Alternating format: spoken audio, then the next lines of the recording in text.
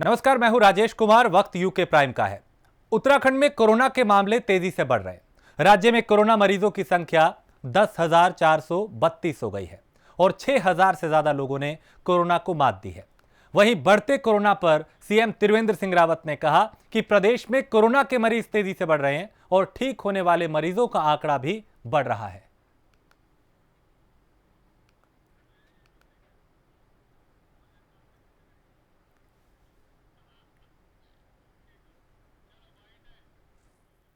केवल सख्ती नहीं कि हमने कहा उनको मास्क दीजिए आप।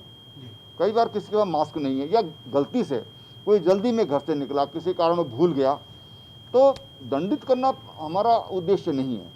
हमारा उद्देश्य कोविड से बचाना है, कोरोना वायरस से बचाना है, और उसके लिए बहुत ज़रूरी है कि हम उनको मास्क दें। हम उनसे 200 रुपये अगर हम उनसे दंड वसूलते हैं, तो उनको 2 या 4 मास्क दे दें तो उसको पहनेगा। माना हमने उसको दंड ले लिया, उसके बाद मास्क नहीं, वो घूम रहा है सारे दिन भर, तो उद्देश्य तो उससे पूरा नहीं हुआ। उद्देश्य पूरा तब होगा जब कि उसको हम बचाव का भी तरीका उसको उपलब्ध कराएं, उसको हम विकल्प हम उसको दें। मुख्यमंत्री त्रिवेंद्र सिंह रावत ने शासन के सचिव स्तर के अधिकारियों के साथ बैठक की, जिसमें सीएम रावत ने राज्य सचिवालय के अनुभागों में पत्रावलियों के निस्तारण में देरी के लिए जिम्मेदार अधिकारियों पर सख्त कार्रवाई के निर्देश दिए।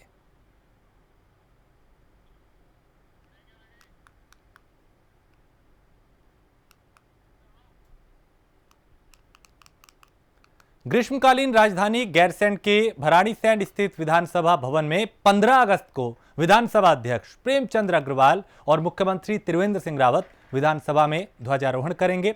विधानसभा अध्यक्ष ने कहा कि इस बार यह पहला अवसर होगा कि गैरसैंण के ग्रीष्मकालीन राजधानी बनने के बाद भराड़ीसैंण विधानसभा भवन में 15 अगस्त को मुख्यमंत्री के साथ ध्वजारोहण किया जाएगा।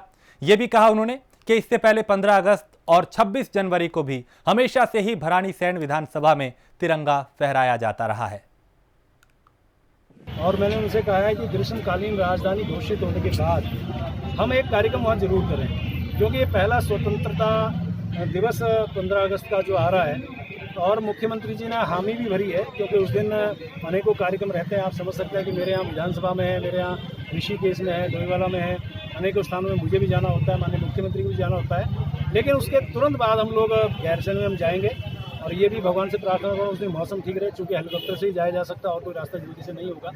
और मौसम ठीक रहा तो मैं और माननीय मुख्यमंत्री जी गैरसैंण जरूर जाएंगे, और वहाँ पे चाहे हमें वृक्षारोपण करना हो या किसी प्रकार का वहाँ पे हम कार्यक्रम करें, ये माननीय मुख्यमंत्री से चर्चा करने के बाद हम लोग करेंगे। डोईवाला विधानसभा के रामनगर टाडा के ग्रामीण 18 साल से सड़क निर्माण की मांग कर रहे हैं, लेकिन मुख्यमंत्री की विधानसभा होने के बावजूद और राजधानी से मात्र 18 किलोमीटर दूर स्थित इस गांव के निवासी बदहाल सड़क पर चलने को मजबूर हैं। ग्रामीणों का कहना है कि मुख्यमंत्री त्रिवेंद्र सिंह रावत की यह विधानसभा है और ग्रामीण मुख्यमंत्री से लेकर विभागीय अधिकारियों से कई बार गुहार लगा चुके हैं, लेकिन कहीं कोई सुनवाई नहीं हुई।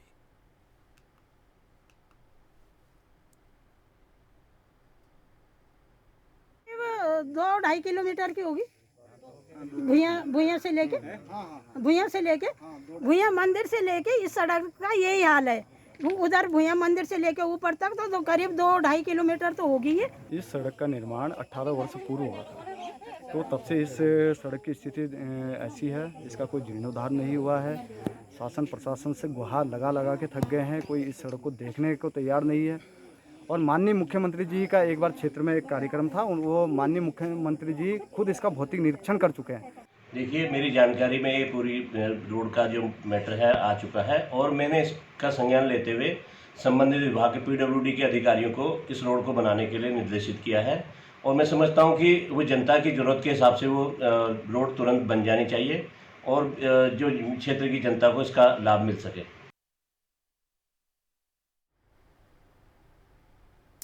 पौड़ी के कई इलाकों में जन्माष्टमी का पर्व मनाया गया, लेकिन कोरोना वायरस के चलते लोगों में डर भी देखने को मिला।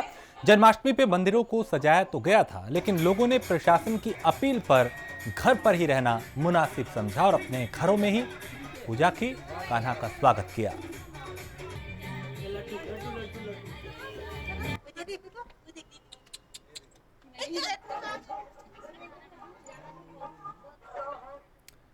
मसूरी में भारी बारिश के बाद हुए भूस्खलन से मसूरी देहरादून मार्ग बाधित हो गया था, जिसके बाद प्रशासन ने कड़ी मशक्कत के बाद छोटी गाड़ियों के लिए रास्ता खोल दिया, जबकि बड़े वाहनों का आवागमन पर रोक लगा दी है।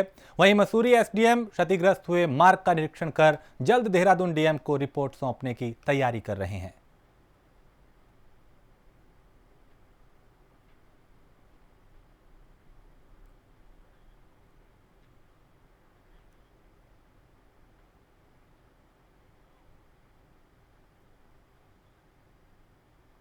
हरिद्वार में कोरोना के बढ़ते ही मामले बढ़ते जा रहे हैं। बढ़ते मामलों को देखते हुए सिडकुल की कई इंडस्ट्रियों ने मिलकर 200 बेड का अस्पताल तैयार किया है। हरिद्वार के दूधाधारी चौक पर स्थित बाबा बर्फानी आश्रम में यह अस्पताल बनाया गया। इंडस्ट्री से जुड़े लोगों ने हरिद्वार जिलाधिकारी को यह अस्पताल सौंप दिया है।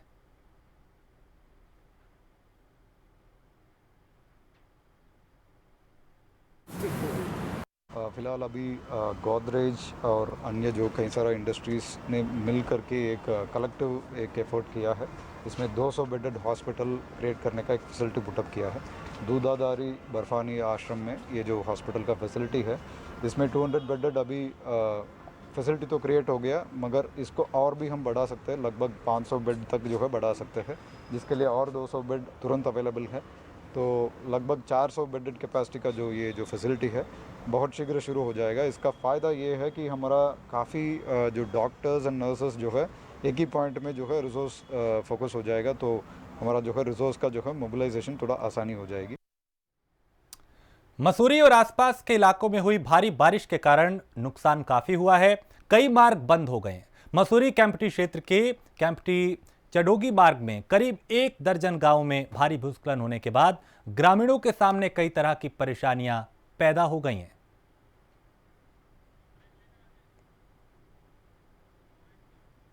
ये केएमटी चडोगी मोटर मार्ग है, इसकी बहुत बुरी हालत है और ये 3-4 दिनों से बंद पड़ा हुआ है।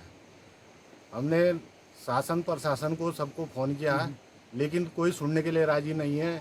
जो ठेकेदार काम भी कर रहे हैं उनको भी हमने फ़ोन किया, वो भी सुनने के लिए राजी नहीं।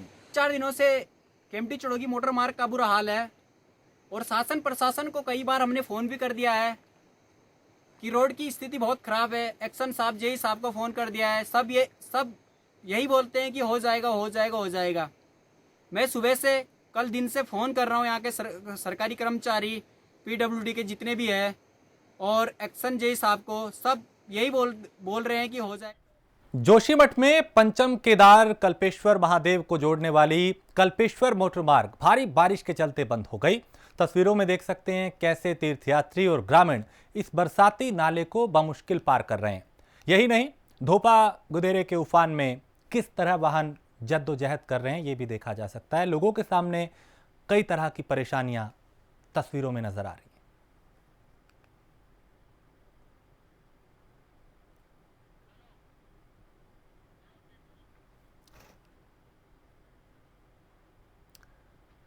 और रुड़की के लंढोरा विद्युत वितरण खंड पर तैनात सहायक अभियंता की कार्यशैली के खिलाफ अब नगर पंचायत लंढोरा ने भी मोर्चा खोल दिया है।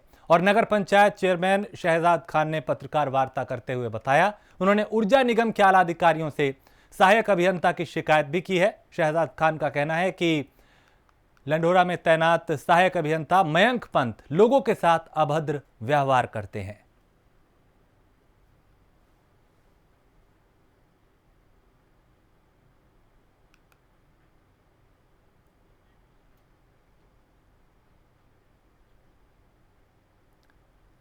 रुद्रप्रयाग के गौरीकुंड हाईवे पर भटवासीन में स्कॉर्पियो गाड़ी अनियंत्रित होकर मंदाकिनी नदी में जा गिरी।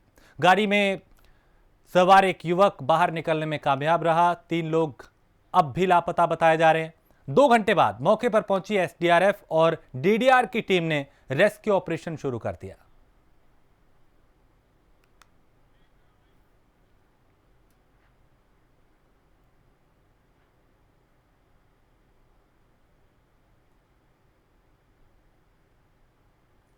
तो गाड़ी अनियंत्रित होकर नदी में जा गिरी, जिसमें एक शख्स तो उसमें से निकल आया, लेकिन 3 अब भी लापता है। डोईवाला में कांग्रेस कार्यकर्ताओं ने प्रदेश सरकार के खिलाफ प्रदर्शन किया। इस दौरान कांग्रेस कार्यकर्ताओं ने सरकार का पुतला फूंका, अपना गुस्सा जाहिर किया। कांग्रेस ने आरोप लगाया कि उत्तराखंड सरकार कोरोना को रोकने में पूरी तरह फेल साबित हो रही है।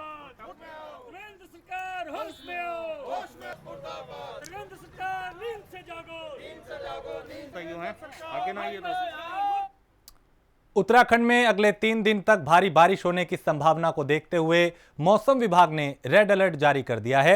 मौसम विभाग के निदेशक डॉक्टर विक्रम सिंह ने बताया कि प्रदेश में 12 अगस्त को हल्की से मध्यम बारिश होने की संभावना है, लेकिन 13 और 14 अगस्त को भारी बारिश होने की संभावना है, जिसे देखते हुए इन 2 दिनों के लिए रेड अलर्ट जारी कर दिया गया।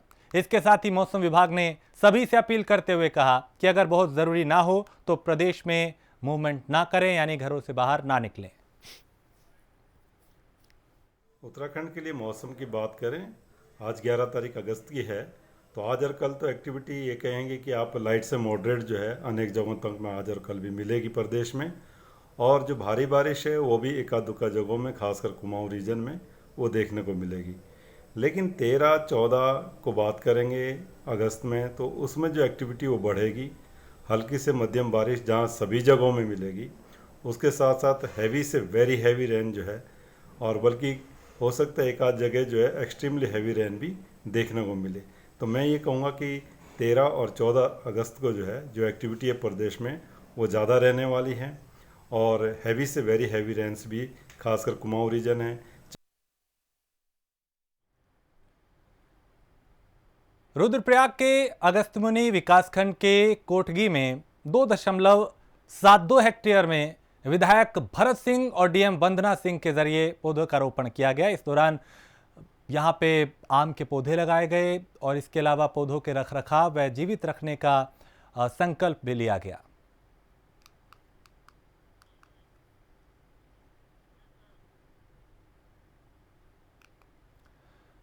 रुद्रपुर के थाना ट्रांजिट से कार सवार बदमाशों ने एक युवक का अपहरण कर लिया था। घटना की सूचना पर पुलिस एक्टिव हुई और युवक को बरामद कर लिया।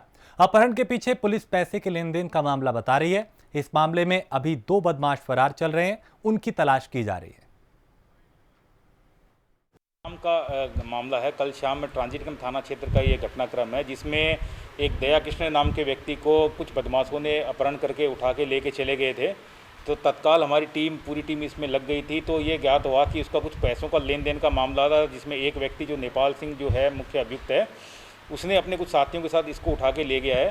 पुलिस ने काफ़ी मेहनत और घेराबंदी करने के बाद में पुलभट्टा के आगे उनको जो मुलजिम है उसको वहीं उसको गिरफ्तार कर लिया था। साथ ही साथ में जो हमारा अपहृत है उसको भी थोड़ा आगे उसको भी पुलिस ने बरामद कर लिया है। साथ ही साथ जब पूछताछ में ये जो बात आई है कि इनको लगभग 75,000 रुपये कुछ लेन देन का मामला था, जिस आधार पे इन्होंने ये उसको उठा के ले गया था, उसको काफ़ी मारा पीटा भी, टॉर्चर भी किया। लेकिन पुलिस की सतर्कता और तेज़ी के साथ कार्रवाई के कारण और घेराबंदी के कारण उसमें कोई अप्रिय घटना होने से बच गई और तत्काल पुलिस ने उसको विदिन 4-4.5 घंटे में इसको बरामद कर लिया। इस कारण एसएसपी उधम सिंह नगर महोदय के द्वारा भी इसमें 2,500 रुपये के रिवार्ड की घोषणा की गई। गदरपुर में एसएसपी दिलीप सिंह कुंवर के निर्देशन पर चलाए जा रहे नशा विरोधी अभियान के तहत गदरपुर पुलिस ने पिता पुत्र को अवैध कच्ची शराब के साथ गिरफ्तार किया। थानाध्यक्ष जसविंदर सिंह ने बताया कि स्कैनिया क्षेत्र से कलकत्ती गांव के 2 लोग शराब लेकर आते हुए दिखाई दिए, जिनसे पुलिस ने तलाशी के बाद 40 लीटर शराब पकड़ी।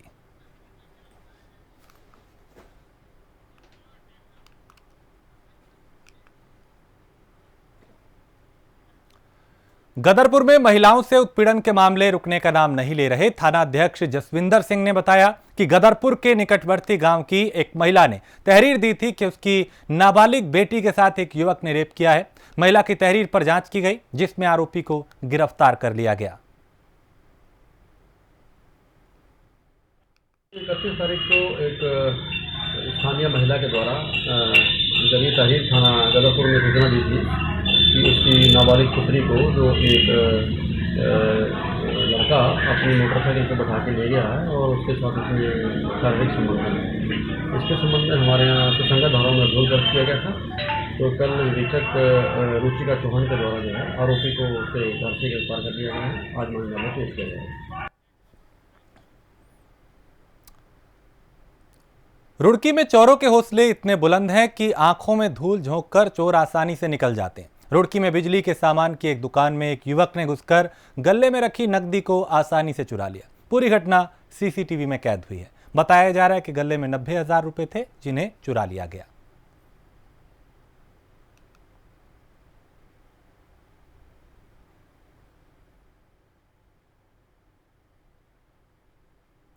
तो चोरी की यह वारदात वहां लगे सीसीटीवी में कैद हो गई।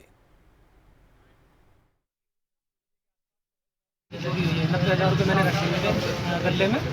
50,000 का एक पैकेट था, 40,000 का एक पैकेट था। कोई आया, बच्चा बैठा था मेरा यहाँ पे, उसे उसने होपलेस कर दिया, तो गले में घुस के उठा के ले गया। ये 6 बजे के आसपास शिकायत करिए भी गई। अभी पुलिस वाले आए थे, तो सुबह को तैयारी दूंगा। अभी तैयारी नहीं है। सीसीटीवी में पूरा आ रहा है सब कुछ। नैनीताल और उसके आसपास के इलाकों में जन्माष्टमी का पर्व सादगी से मनाया गया।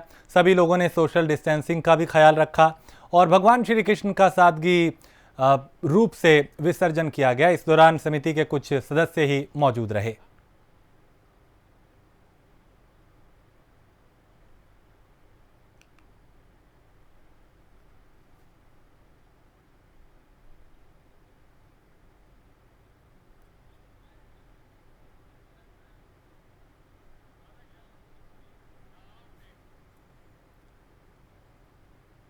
चमोली के कमलपुर टोंक में भारी बारिश के चलते नुकसान हुआ, जिससे गांव के 3 परिवारों के घर पूरी तरह तबाह हो गए। सूचना पर प्रशासन, उपजिलाधिकारी और ब्लॉक प्रमुख विनीता देवी मौके पर पहुंची और ग्रामीणों को हर संभव मदद का आश्वासन दिया।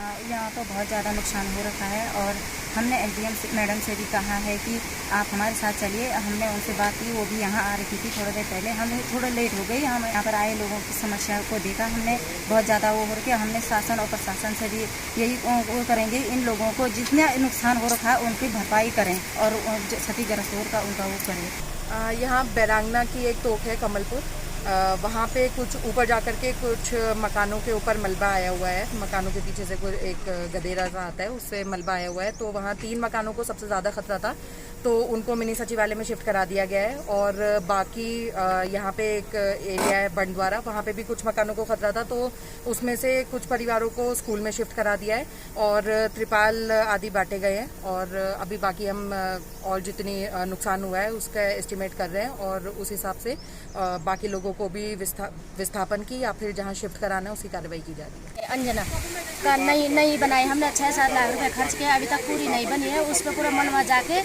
मकान का क्षतिग्रस्त हो चुका है, क्योंकि हम लोग यहाँ पे रह नहीं सकते। 3 परिवार हैं, हम बहुत मुश्किल में हैं हम, इसलिए वहाँ पे नीचे पे थोड़ा वो रात घर बना रखा है, उसमें हम सारे लोग वहाँ पे एडजस्ट हो रखे हैं आज के दिन। और पता नहीं हम कब तक वहाँ पे रहेंगे, ये अभी हमको पता नहीं है। अभी पता रात को कितना आएगा ये भी हमको पता नहीं है।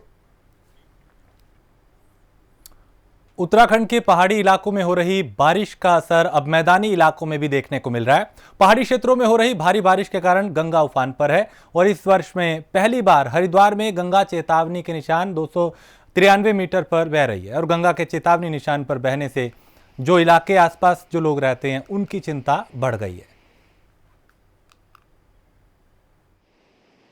उत्तराखंड में पिछले कुछ दिनों से लगातार हो रही बारिश के चलते धर्मनगरी हरिद्वार में गंगा का जलस्तर खतरे के निशान के आसपास बह रहा है। आपको बता दें कि पहाड़ों और मैदानी क्षेत्रों में लगातार बारिश होने से उत्तराखंड की सहायक नदियों में जहां जलस्तर बढ़ा है, वहीं गंगा का जलस्तर भी अब फिलहाल खतरे के आसपास बह रहा है, जिसको लेकर जिलाधिकारी हरिद्वार ने दिशा निर्देश आपदा प्रबंधन को दिए हैं और आपदा प्रबंधन भी फिलहाल अलर्ट नजर बनाए हुए है। जितनी भी बाढ़ चौकियां हैं, जो भी संभावित क्षेत्र हैं, लक्सर का क्षेत्र हो, चाहे खानपुर का क्षेत्र हो, चाहे श्यामपुर का क्षेत्र हो, सभी जो है आपदा प्रबंधन टीम लगातार अलर्ट है।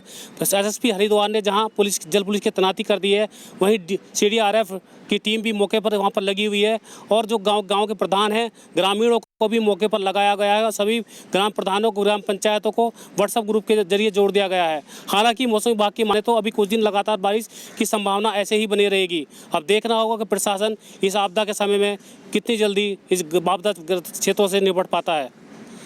प्राइम न्यूज़ के लिए नरेश तोमर, हरिद्वार।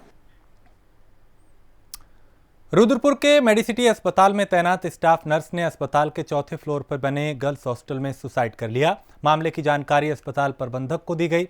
अस्पताल प्रबंधन द्वारा उसे उपचार के लिए अस्पताल ले जाया गया। डॉक्टर ने उसे मृत घोषित कर दिया।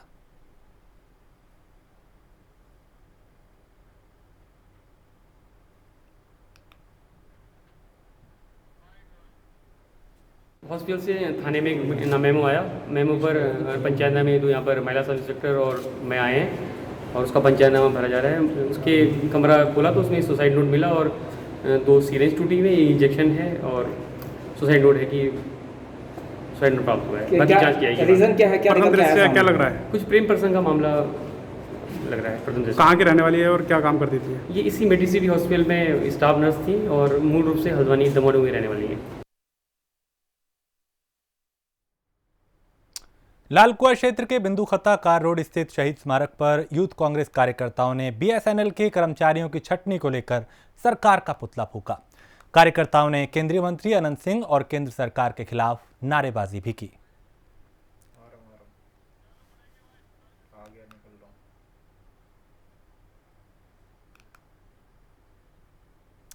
भारत सरकार द्वारा 24 अप्रैल को पंचायत राज दिवस के अवसर पर स्वामित्व योजना की शुरुआत की गई थी। सितारगंज ग्रामीण क्षेत्रों में अब धरातल पर इसका काम शुरू हो गया है।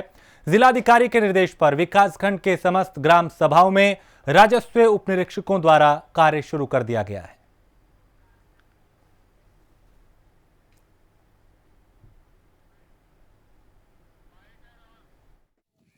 देखिए, जिलाधिकारी के आदेशानुसार हम लोग की तहसील स्तर पर, तहसीलदार के स्तर पर एक टीम गठित की गई है। इसमें प्रत्येक गांव में सर्वे, लेखपाल, सर्वे कानगो और ब्लॉक के कर्मचारी और राजस्व विभाग के कर्मचारी लोग मिलकर के एक वर्ग 6 आबादी की भूमि होती है, इसका सर्वे कार्य किया जा रहा है, जिस पे हमारे द्वारा नक्शे उनके बनाए जाएंगे और उनको स्वामित्व योजना के तहत उनको जो है स्वामित्व दिया जाएगा। ऐसा करने में हम लोग को आज जो है इसमें मकानों के छतों पर चूनाकरण करना है। चूनाकरण करने के बाद उपरांत ही जब ड्रोन टेस्ट की सर्वे होगा, उसके बाद ही अग्रिम कार्रवाई हेतु अधिकारी में जो आदेश करेंगे हम उसका पालन करेंगे।